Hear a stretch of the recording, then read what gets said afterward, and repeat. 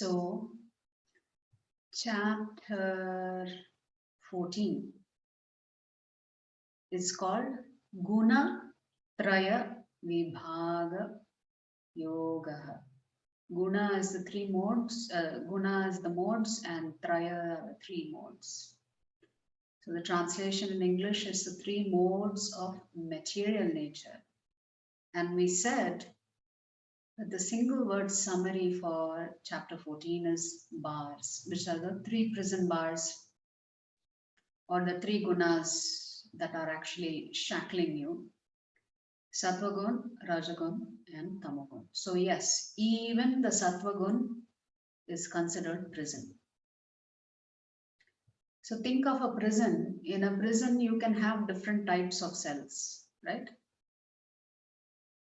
Depending on the nature of crime you have committed. So if it is a pretty severe crime, you may be in solitary confinement. If it is an okay crime, nothing severe, then your cell will be a little bit better than the other person's cell. But at the end of the day, whether you have a gold cage or a silver cage or an iron cage does not matter, because all of us are inside this cage. Some of us just have a easier life than others. Some of us have a little bit more comfortable jail cells than others.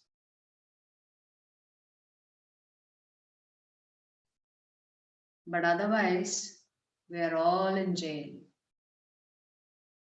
But the weird thing is, irregardless of what kind of jail cell we have, whether it is Sattvagun jail cell, Rajagun jail cell, or Tamogun jail cell, or a combination of the two or three, what is strange is that none of us want to leave the jail cell, because we are comfortable here. Why are we comfortable?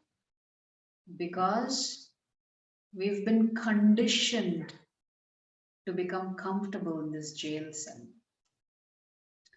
There is a very nice movie that I watched many years ago.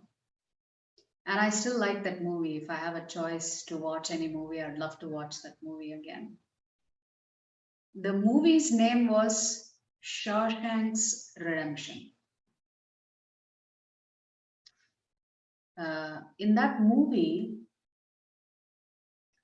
this takes place, or rather the scene, the setting of the movie is sometime in the 1950s. It's a modern day movie, but the setting was sometime in the 1950s. So the movie had the protagonist, or the hero, so to speak, was a very wealthy, successful accountant. You know, somebody who keeps books and helped others keep their finances in order. So one day what happens is, somebody breaks into his house and rapes and kills his wife.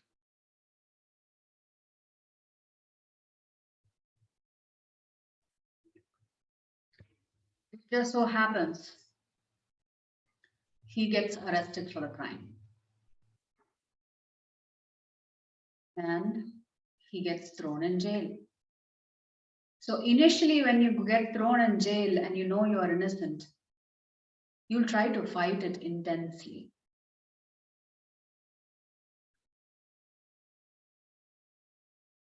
So being in jail for the first time is like a shock to his system.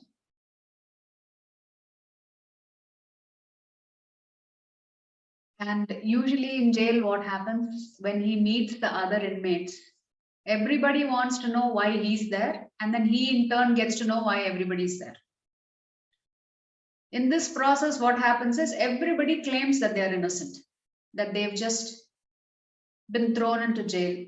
So he also claims his innocence. He says, I never did this crime, but I've been thrown into jail here. And everybody else says the same thing. Even we didn't do the crime, but we are here. And he discovers that some of the inmates have been in jail for more than 25 years, and some of them have been given the sentence of what is called life in prison, imprisonment for life. So like this, slowly he becomes used to the jail environment.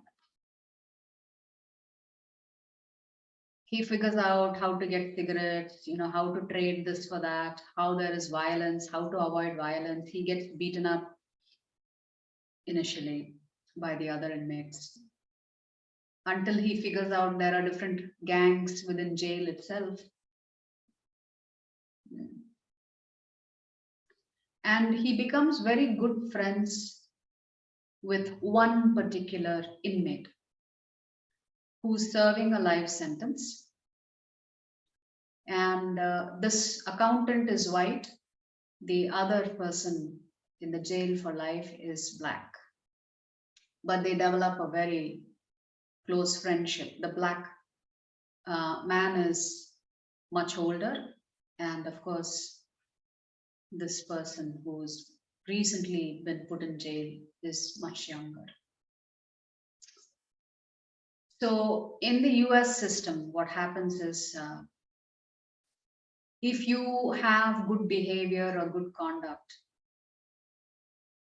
there is a system called the parole system, which means every once in, say, I don't know, 5-10 years, your name will come up for parole. It will go in front of the board, and the board will review your conduct, and they will decide whether they should free you.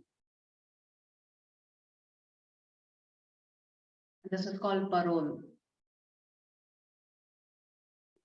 So what happens is, one of the other elderly inmates who has also spent many years in prison, a white man, after spending, I guess, 35 years in prison. And what happens is, usually when the parole board comes and the prisoner is standing in front of them, they will always claim, we are innocent, we've been on good behavior, we've been reformed, we've learned our lesson. Even though they have claimed that they didn't commit the crime, in front of the parole board, they will say, we've learned our lesson, we have been punished sufficiently, we have reformed ourselves, we are not the same person that we were, etc., etc. So trying to convince the board that they are ready to be released back into freedom. And usually the parole board will reject. It just so happens with this elderly gentleman who has been in prison for many years, his parole gets approved. So what has happened? He has gotten out of jail after 30, 35, 40 years of being in jail. Suddenly he's taken to the jail door and said, okay, here you are, here's your freedom. Do what you want. You are free to go enjoy yourself. But the world outside has completely changed. There are cars on the street. He doesn't know. There are a lot of things that have come about, and he's just completely confused. And he wants to come back to jail because he doesn't know how to live as a free man. And because he doesn't know what to do with his freedom, he ends up committing suicide. This is conditioning. When you're in one place for so long, you become comfortable with that place. Suddenly you are given freedom. You can't even imagine what freedom looks like. So similarly, these three gunas confine us to a particular way of acting. Even though if we were to use our intelligence to understand, it doesn't matter what kind of jail cell we are in, we are all suffering the consequences of our karma. But because we lack the knowledge and because we lack the intelligence, we try to make ourselves comfortable. We don't want to step out of this jail because we don't know anything better. Why? Because we have taken birth so many times that our consciousness has become contaminated and conditioned to thinking this life is so valuable. By all means, I need to try and stay here in this material world. Hence, we were saying that Krishna has designed this prison so beautifully. You can decide when you want to get out of jail. There is no quote unquote parole board here to accept or reject. The only parole board is your own karma, is your own desire.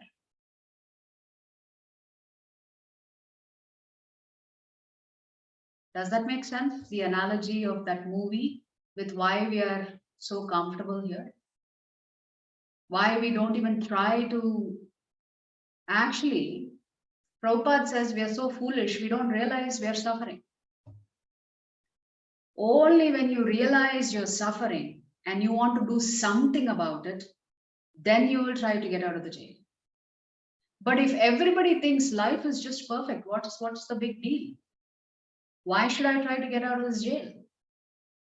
Then Krishna says in this chapter, well, that's not very intelligent. It's not very intelligent to stay in this material world. So, similar to how this particular character gets used to being in prison for 40 years and suddenly he's given freedom, he doesn't even know what to do with his freedom. Similarly, we as inmates in this material world, we have become so conditioned to so many births of being here and experiencing things that we don't even want to get out of jail.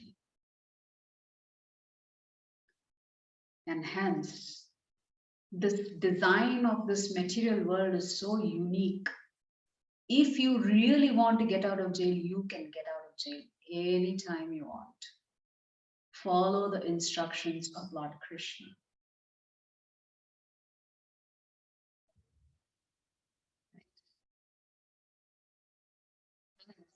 These three prison bars are like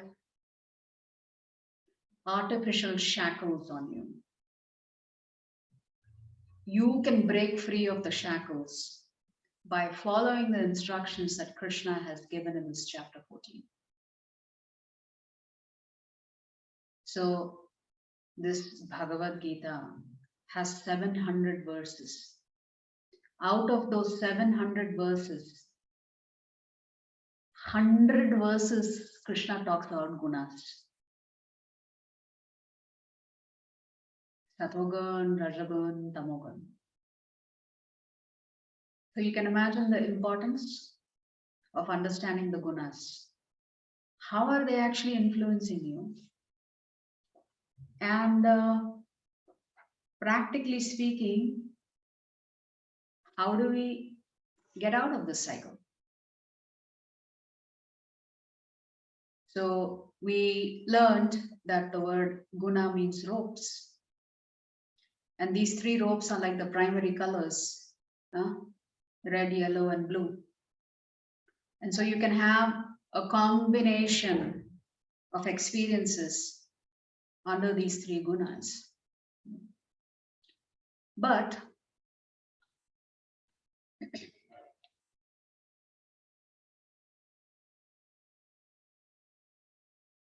Krishna says the first goal for us is we need to elevate ourselves to the sattva guna. And then he says, while sattva guna is good because it gives you two things, it allows you to experience happiness and it allows you to come to the platform of knowledge, which means it acts as a perfect springboard for you to transcend to the Shuddha Sattva state.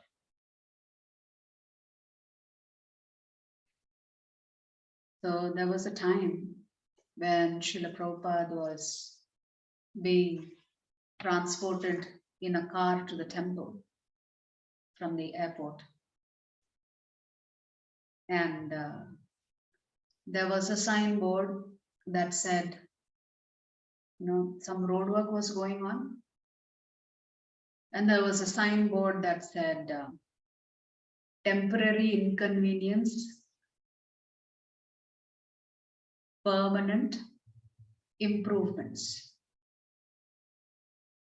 So the road sign said, temporary inconvenience, permanent improvements. Prabhupada saw that sign and he said, this material world means temporary improvements, permanent inconvenience. So Prabhupada just switched the wordage that he saw on the sign to say, as long as we are occupying this material body, we are trying to make temporary improvements in our life. By trying to do that, we have created a permanent inconvenience for ourselves. What is this permanent inconvenience? We have to take birth again. Of course, it could be permanent based on your level of intelligence and knowledge. So Krishna says that even living in the mode of goodness may not be enough. Because although it does bring you happiness and knowledge, it can also bring you to, or cause you to be complacent. Because everything is going on well in life, so why should you try to get out of the jail? You are happy. If you're happy, why would anybody try to get out of jail?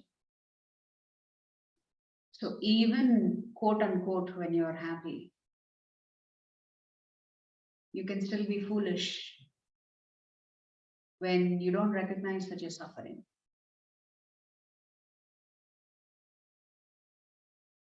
So we talked about the fact it doesn't matter which guna that is predominantly influencing you, all three of them are jail cells for you. So unless we get the mercy of Krishna or receive the mercy of Guru, we will not be able to begin our journey of trying to go back home, back to Godhead, where we originally came from. So what I'm about to speak for the rest of the class today on chapter 14 is going to be from His Grace Chaitanya Charan's classes. So I'm going to try and summarize why understanding this particular chapter, or other implications of this chapter, I would say, for us in our personal lives is so critical. So the acronym for chapter 14 is TRAP. with the three modes: goodness, passion, and ignorance. The fact that these three modes are always competing with each other for prominence to dominate you. What are the qualities of the three modes? And Krishna talks at a very high level, what are the activities that a person under the three modes is engaged in, and also what is the destination for them at the time of death. So after saying that we have to transcend ourselves to the sattva gun stage, Krishna then says, if you want to break free of the cycle of birth, death, old age, and disease, we can go to the actual shloka there.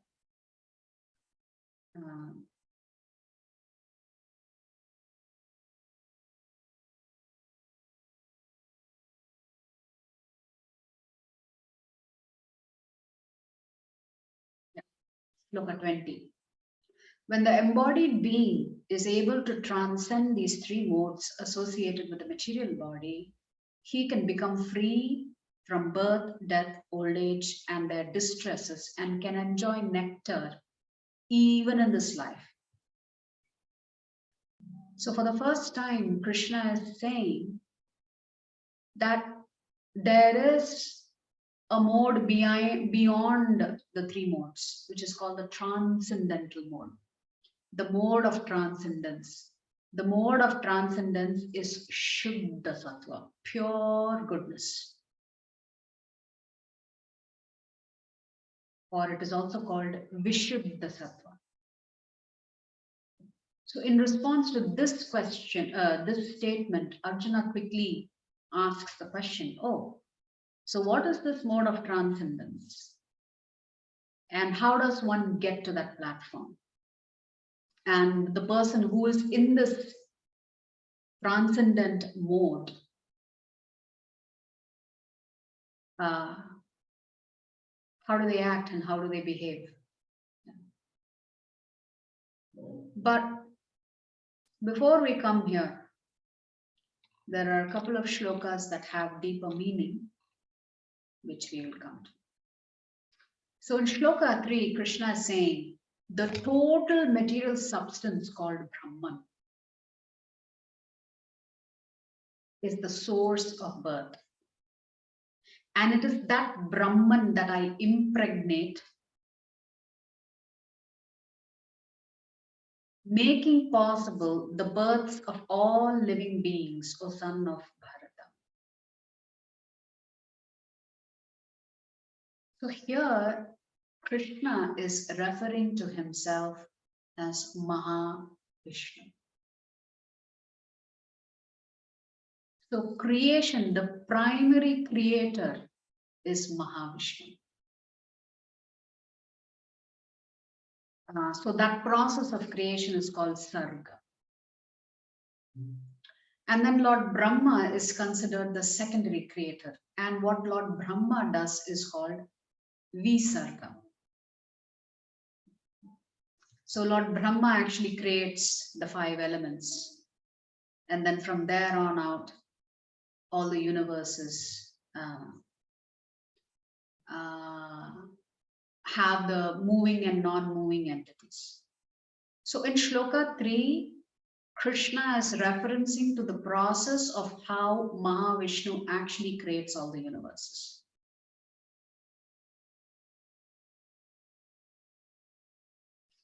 But the actual impregnation Krishna talks about in Shloka 4, it should be understood that all species of life, O son of Kunti, are made possible by birth in this material nature, and that I am the seed-giving father. When Krishna says, I am the seed-giving father, he is not referencing himself. When he uses the word I, he is referencing Sadashiva, because it is the contact between Sadashiva and Durga Devi that living beings are impregnated in this material cosmos. Sadashiva is probably the fourth level expansion of Lord Krishna. So from Lord Krishna to Lord Balaram to the Chaturvyuha, from that Mula Shankarshan comes Narayana. Then there is another Chaturvyuha, the second one. From this Mahashankarshan comes Mahavishnu. After Mahavishnu has created the universes, when the Jivatmas have to actually be present in the material cosmos, this Mahavishnu transforms himself into Sadashiva for the sole purpose of coming into contact with Parvati Devi or Durga Devi. So in this material cosmos, our father and mother is Lord Shiva and Parvati Devi. But our eternal father is Lord Krishna. So in this shloka, it is Mahavishnu. It's not Krishna. In this shloka, it is Sadashiva. It is not Krishna. Because here, Shiva has to come in contact with Durga Devi. And that's how Jivatmas come into this material world. But then, Sadashiva is also considered a god. He's not a Jivatma. He's not, in that sense, he's not considered a demigod. Actually, let us see, how do I explain this? There is Sadashiva and there is Mahashiva. Sadashiva eternally resides in the space, in the junction that separates the spiritual world from the material world. So the Shiva that we are actually worshipping here in the material cosmos is actually Mahashiva. It is not Sadashiva.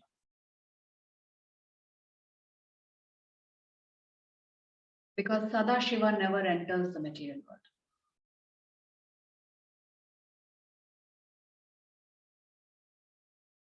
So therefore, Sadashiva is also considered one of the gods, but an expansion of Vishnu.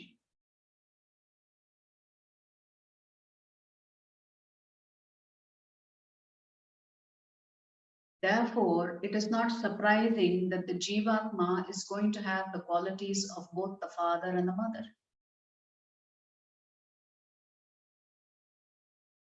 The qualities of the father in this case is spiritual. The qualities of the mother in this case is material. Therefore, every Jivatma always will have a spiritual element to them that comes from the father. And every Jivatma will also always have material inclinations. But after spending so much time with the mother or in the mother's womb, we become conditioned to material inclinations. And we forget our spiritual position or designation as servants of Lord Krishna. And the reason we become contaminated in the material cosmos is because of these three gunas. They influence us perpetually. If we don't understand how these gunas are working, how they are keeping you in the cycle of birth, death, old age, and disease, then obviously you and I will not do anything about it. But fortunately, we are reading the Bhagavad Gita. And fortunately, because of great acharyas, we understand the deepest significance of what Krishna is asking us to do in this chapter. He is saying, break free of the three gunas. Come to the platform of spiritual inclinations. And then you can break free of the cycle of birth, death, old age, and disease. As long as these three gunas are influencing you, Krishna says, you cannot break free of the cycle.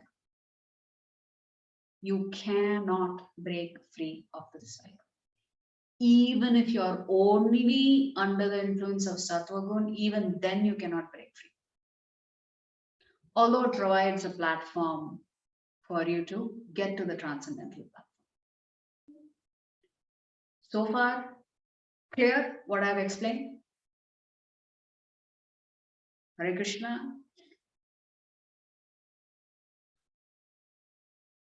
A quick yes or no would do. Yes, Mataji. Clear? Yes. Okay. So when we are on this path of bhakti, so ultimately again in this chapter, what is Krishna coming to? When he says in Shloka 20, what is he saying? When the embodied being, as long as we are occupying this body, human body, he's not talking about any other Jivatma, he's talking about human beings. When the embodied being is able to transcend these three modes associated with the material body, he can become free from birth, death, old age, and their distresses, and can enjoy nectar even in this life. So he's saying, even if they are occupying this body, still they're not yet dead. They can experience Ananda on the spiritual platform. To which Arjuna asks those three questions. Oh, my dear Lord, by which symptoms is one known who is transcendental to these three modes? What is his behavior? And how does he transcend the modes of nature? So Arjuna is asking, oh, you've given us very important information here, Lord Krishna. But for the benefit of everybody else, exactly what we should do to transcend and break free of these three modes. The Supreme Personality of Godhead said, O son of Pandu, he who does not hate illumination, attachment and delusion when they are present, or long for them when they disappear, who is unwavering and undisturbed through all these reactions of the material qualities, remaining neutral and transcendental, knowing that the modes alone are active, who is situated in the self and regards alike happiness and distress, who looks upon a lump of earth, a stone, and a piece of gold with an equal eye, who is equal toward the desirable and the undesirable, who is steady, situated equally well in praise and blame, honor and dishonor, who treats alike both friend and enemy, and who has renounced all material activities. Such a person is said to have transcended the modes of nature. So Krishna is saying these are the qualities that one will acquire when one begins to practice Krishna consciousness. Because he says that in the very next shloka. One who engages in full devotional service, not half-hearted devotional service. What is Krishna saying? Fully, your heart is fully into it. Not maybe one day, if I'm in the mood. If I'm not in the mood, Krishna can wait. No, Krishna says one who engages in full devotional service. Next, unfailing in all circumstances, which means doesn't give up. No matter what comes, such a transcendental person does not give up Krishna consciousness. Then Krishna says they at once, he's not talking about death here, at once transcends the modes of material nature and thus comes to the level of Brahman. Here, Brahman means Brahman realization. You realize that your original identity is transcendental, that you don't belong here. When you realize you don't belong here, when you realize what your true identity is, then obviously your job description is going to change. Is it not? When you realize who you truly are, then you will align with the right job description. You will align with working for Krishna. And Krishna is saying, the minute you work for me, then automatically you will transcend these three modes. Immediately he is saying you will come to the level of Brahman. You don't have to wait till death. And I am the basis of the impersonal Brahman, which is immortal, imperishable, and eternal, in the constitutional position of ultimate happiness. So now, coming to some key themes here. So even in the path of bhakti, knowledge is important. Bhakti is not a sentimental process. If it was sentimental, you will give it up.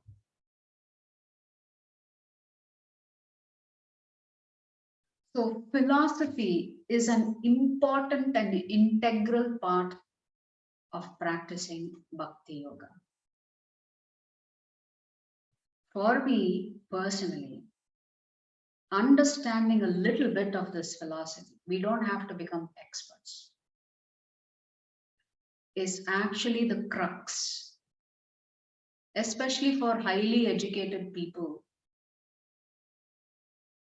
or so-called highly educated people like you and me, because we're all materially educated, right? For us, who are more prone to be convinced by logic and rationale, not just because somebody has told you, because that is not how we have been raised. That's not how our education system has taught us, to blindly accept what someone else says. So we have a healthy level of skepticism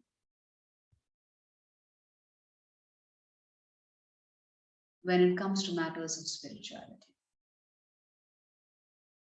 We are unable to surrender to Krishna right away when Guru says surrender to Krishna, because we are carrying some amount of skepticism within us.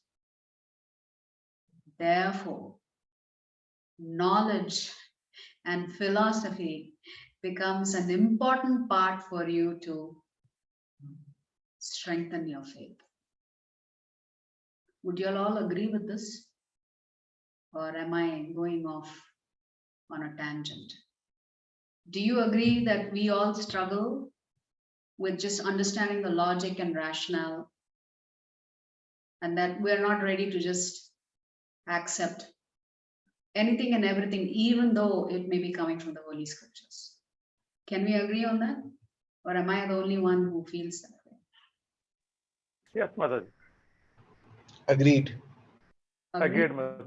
We have a healthy dose of skepticism for anything in life, including spirituality. Because we may have... Spirituality in the beginning, Mataji, but to one stage. After that, Yeah, definitely in the beginning only. Once you're convinced, Yes. that you don't have to worry. I'm talking Yes, about the ma'am. beginning stages only. Yes. When you need a little bit more convincing, then logic, rationale, philosophy makes sense. And hearing the deeper meaning and significance behind the Bhagavad Gita helps you strengthen your faith. It allows you to practice Krishna consciousness a little bit more willingly and be more accepting of what acharyas have to say about this. So the soul actually comes into Prakriti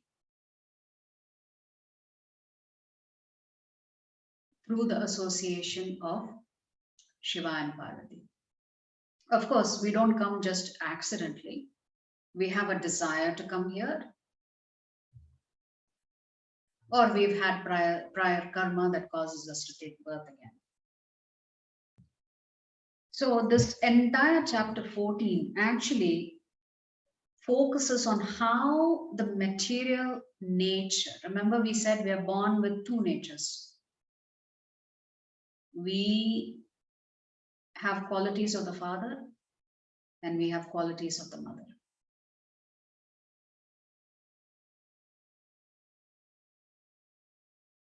In the material cosmos.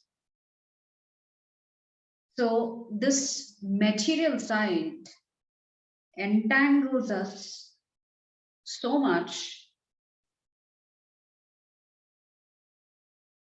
but at the same time, there is an option to detangle ourselves. Because material nature represents matter. Spiritual nature represents consciousness. Remember, we read that the symptom of the soul is consciousness, and the evidence of consciousness is growth.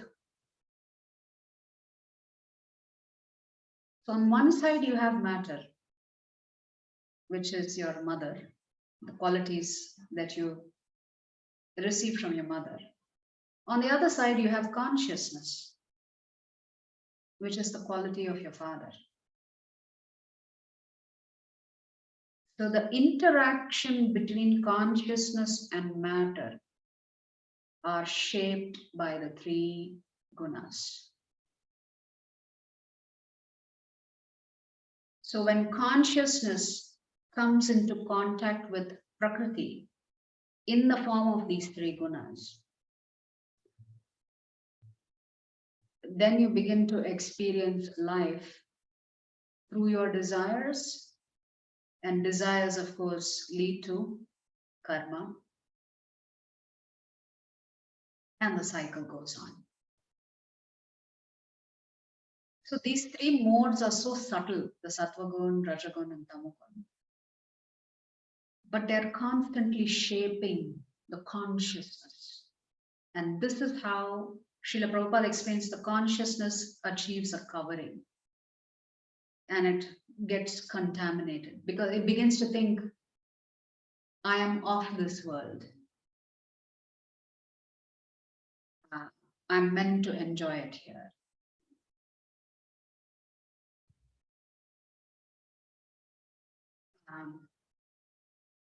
But the problem even with sattva guna, as we discussed, is that it makes you, one, it makes you complacent. If everything is going well, you don't need to do anything. Just maintain status quo. The other thing is that it can also make you feel, get a superiority complex. That you are better than others.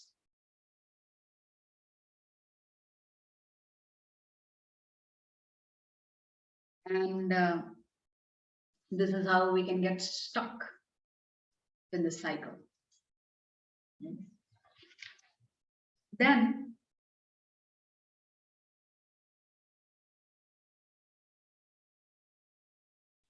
if we look at it, why do we call this Maya Devi?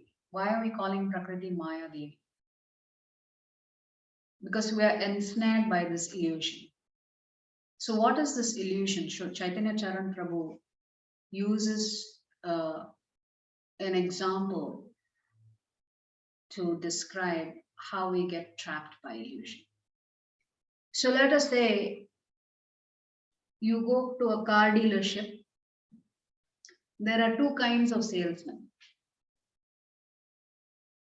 One, the inexperienced salesman will tell you when he sees you,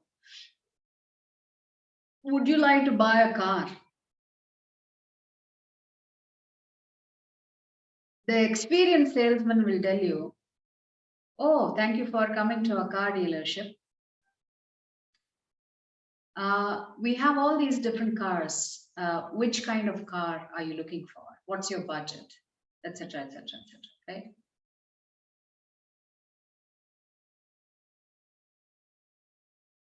So what happens when you hear the experienced salesman? You are convinced that you need a car. Obviously, you are there because you're shopping for a car. Our illusion, Chaitanya Charan Prabhu says, is when we have a lot of choices, we think we are free. We are free to choose. You go to an alcohol shop, you're free to choose whatever you want to buy. But the folly is that you don't realize your choice is actually, do I really want to purchase the alcohol? Or am I better off without the alcohol? Do I really need to buy a car? Or am I better off not buying a car? So the folly, especially of modern day life, is that when we have a lot of choices to make, we think, oh, that is freedom. And this silly little concept of freedom that we've convinced ourselves is actually the real illusion.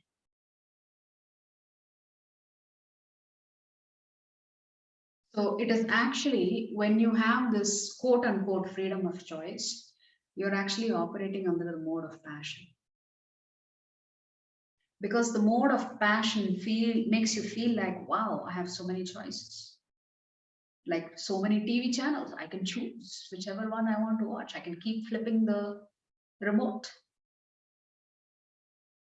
We don't ask the fundamental question, do I even need to watch TV? We're convinced we have to have a TV, and as long as we have choices to watch whatever channel we want, we're happy. Or we think we have freedom. And when you have, Chaitanya Charan Prabhu says, when you have so many choices, right? You feel compelled to make a decision on any one of those choices. Therefore, we feel compelled to act when you're given so many choices. And therefore, you convince yourself you're actually free because you've made a choice.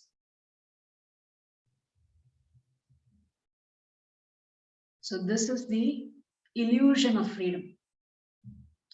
We have not really understood what freedom is.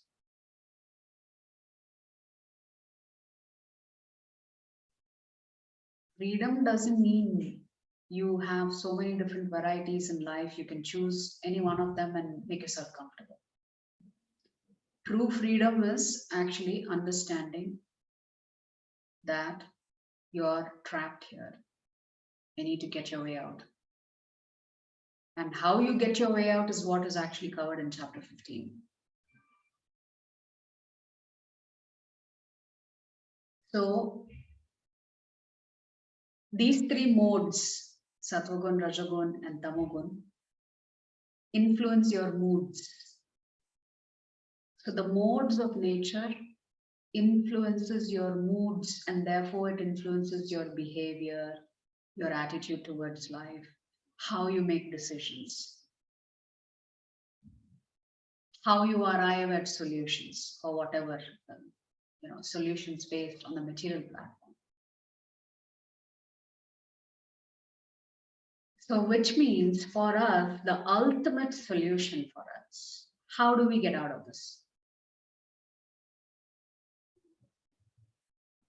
So Chaitanya Charan Prabhu says there are two fundamental things that we need to be looking at. He said the modes influence our moods, and therefore it influences all the rest of your activity, your thinking, willing, feeling, activity, desires, everything. But how do you get out of this trap? First one is two S's. First one is self-discipline. So when things happen to you in life,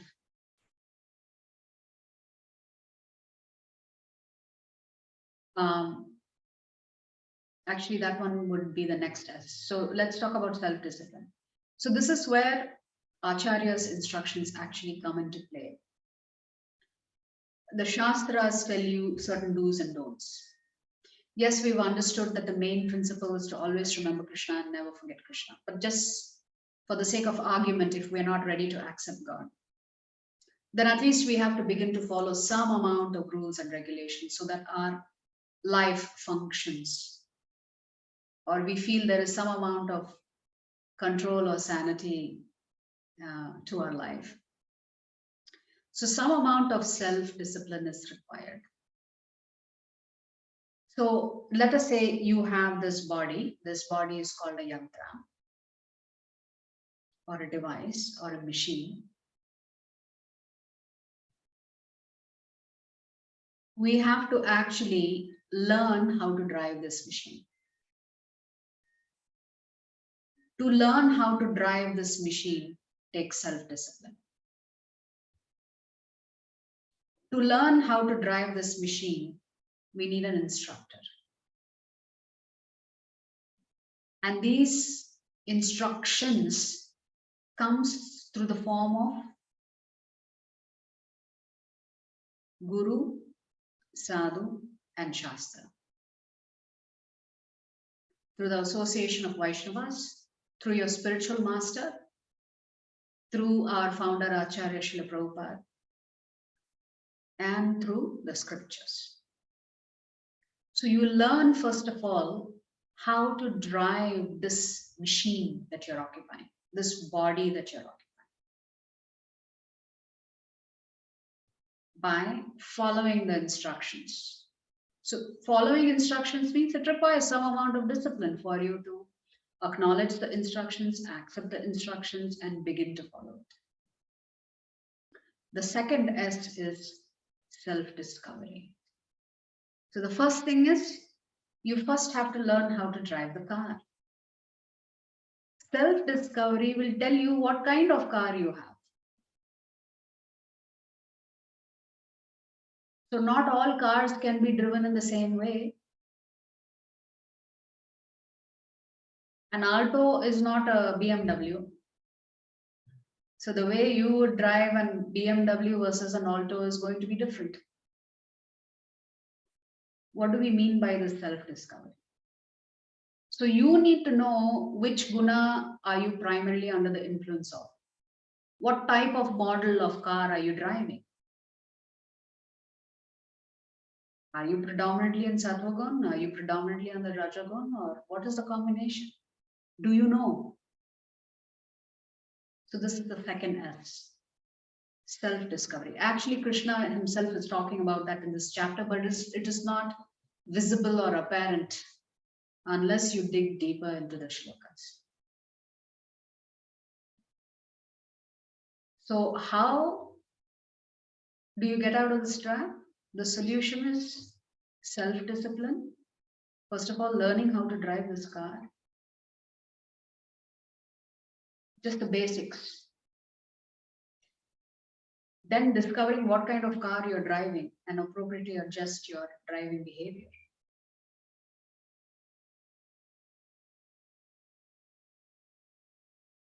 So these are the two S's that are important for us as we try to come to the transcendental platform.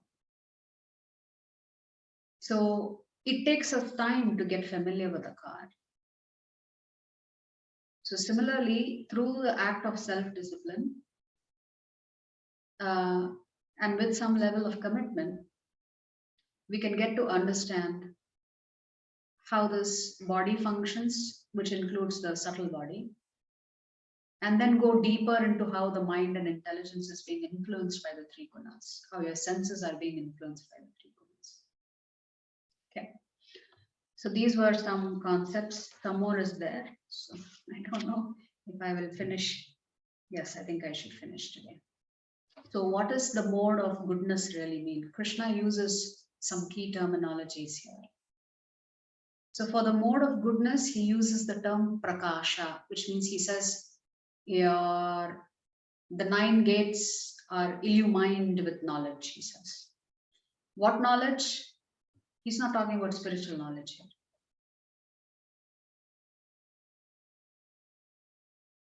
So for those who are predominantly under the influence of Sattva-guna, they think and then they act. They have a capacity to step back from the situation, assess the situation, make a decision, and then act. So predominantly, hence this is called knowledge. At least they know that they need to self-introspect. They shouldn't just respond and react to situations. So people in the mode of goodness think before they act. Krishna uses the term pravritti for those who are under Rajogun, meaning they are so forced and compelled to act. They act first and then they reflect. They finish acting and then they think, oh, what did I do? Why did I do? Why did this particular outcome happen? Especially when things go bad. So these are people under the mode of passion. So reflect and act and then reflect. The difference between the mode of goodness and the mode of passion. Krishna uses the word moha to talk about tamogun. In this, there is neither reflection nor action. It's just complete illusion. So again, there is neither reflection nor action. It's just illusion. So reflect and then act and reflect, neither reflection nor action. Those are the 3 gunas predominantly. Okay. Then Krishna then says in one of the shlokas that we are not the doers, and this can be quite puzzling actually. What do you mean we are not the doers? Who is the doer then? Krishna is saying the doer is actually the 3 gunas. What does that mean, that the doer is the 3 gunas?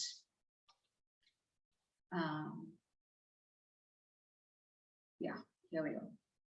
When one properly sees that in all activities, no other performer is at work than these modes of nature, and he who knows the Supreme Lord, who is transcendental to all these modes, he attains my spiritual nature. So again, what does this mean? Because that seems very puzzling. Am I not acting? The gunas are acting, is it? If the gunas are acting, why am I experiencing the karma? Why is Krishna saying, if you really understand, it's these 3 gunas that are acting? It's not you. When he says you, he actually means the soul. The soul is pure. But when the soul occupies the body and the body comes in contact with Prakriti, these 3 modes. So these 3 modes are actually acting on us. So we are not the doers. What does that mean? We are forced to do as we choose to desire. So remember, in the secrets of the Gita revealed, we said everything for a Jivatma begins with desire. If your desire is material, then there are material consequences. If your desire is spiritual, then there are spiritual results.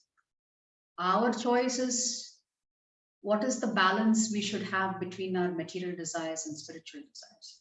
For a pure devotee, they are only interested in spiritual desires. Although they are still in contact with material nature and they may seem to be acting materially, but for them, they are only interested in spiritual desires. But for you and me, we are neophytes. We have just started this process. Some of us may be practicing for a few years. So we may have a combination of material desires and spiritual desires. So how do the three gunas actually influence us? Whatever desires we choose, that is what we are forced to do. Hence, Krishna says, you work for me. Don't work for yourself. So even if you have material desires and you're working for Krishna, you're fully protected because there is no karma. It is your karma that causes you to take birth again and again. So Krishna is now saying, you can transcend these three gunas by practicing Krishna consciousness.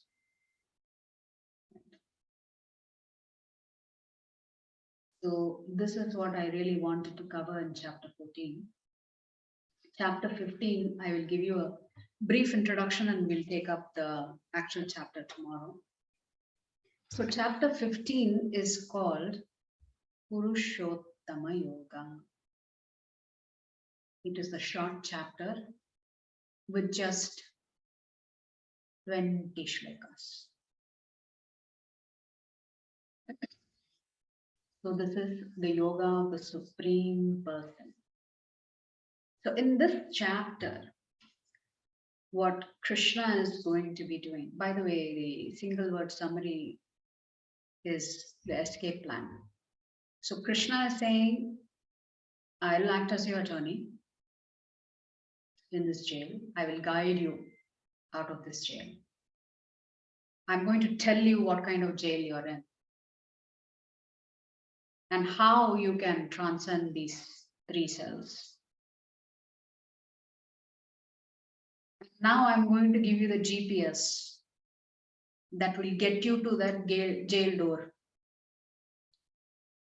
Actually, our Shastras say, to get to the spiritual world, you have to go through Sadashiva.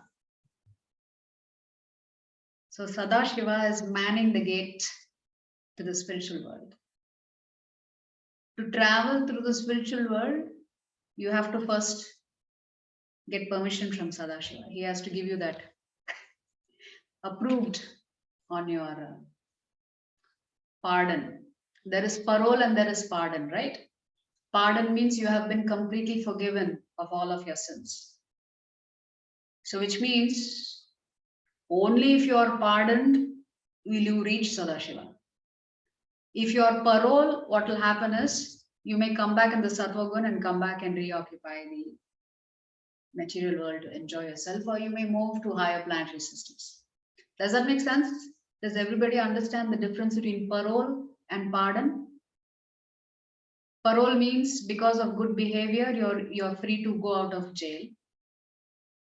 Pardon means you have been completely excused of your past karma.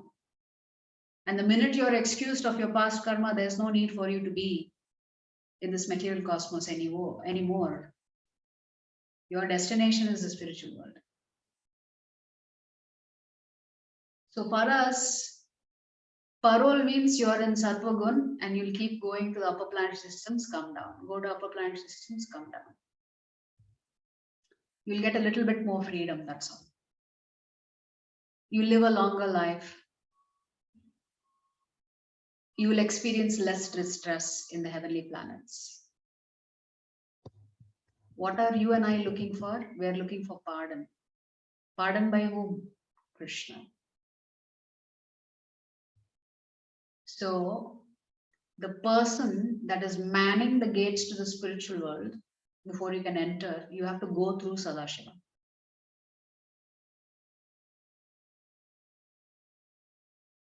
So Krishna is saying in this chapter, Let us say you don't believe in me. You don't want to bow down to some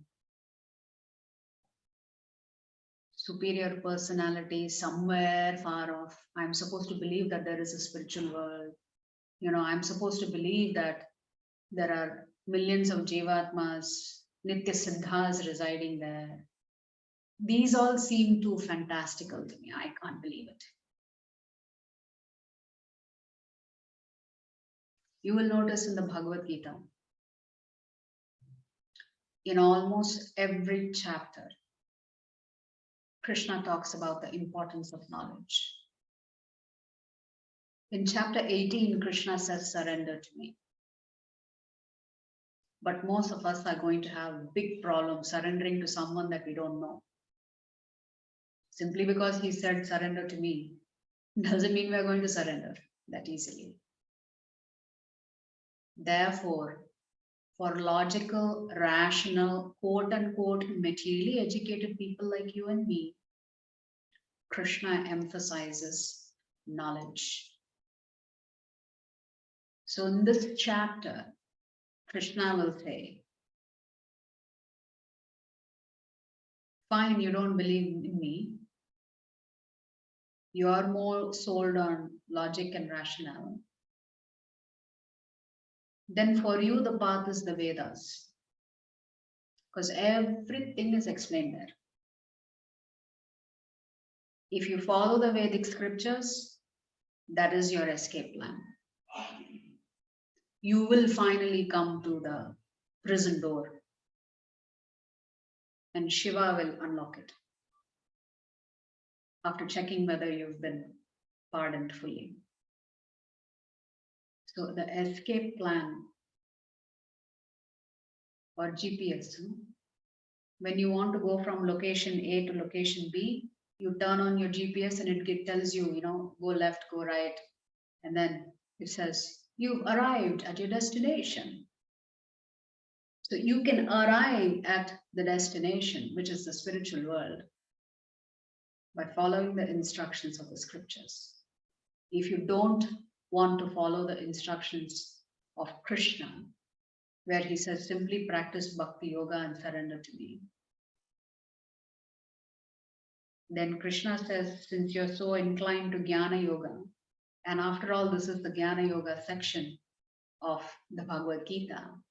So Krishna says, if you're interested in jnana yoga, the solution for you is to follow the Vedic scriptures. Ultimately, you'll come to that prison gate. So this is actually chapter 15. So in chapter 15, there is some interesting, the very first shloka begins with the analogy of an upside down banyan tree. And from there on out, Krishna will talk about the difference between the spiritual world and the material world, which is there in the Vedas. The difference between the Jivatma and Paramatma, again, which is there in the Vedas. The position of the Supreme Lord, again covered in the Vedas.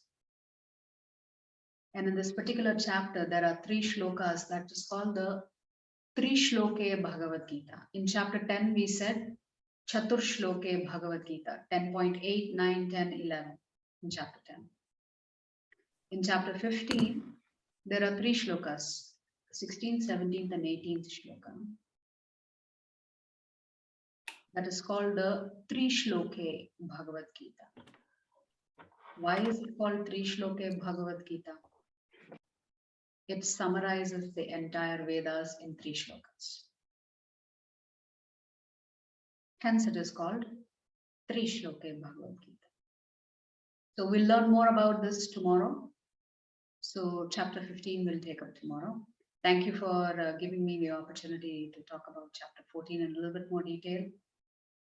I felt it was important, but since you all voted to do it in detail, I appreciate you giving me the opportunity.